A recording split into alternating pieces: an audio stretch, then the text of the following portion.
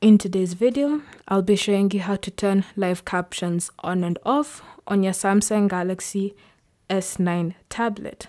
So I'll be showing you two ways in order to do this.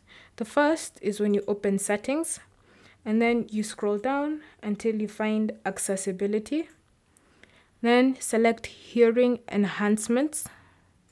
And here you should see the option live caption. So to turn it on, simply tap on the toggle and it will be turned on.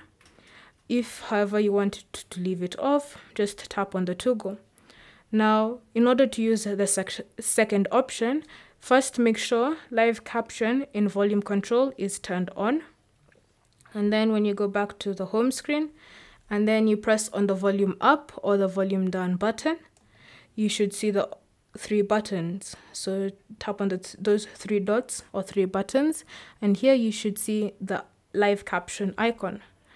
So tap on it to turn it on and tap on it again to turn it off. Thank you for watching. If you have any questions or comments, leave them down below and we'll get back to you.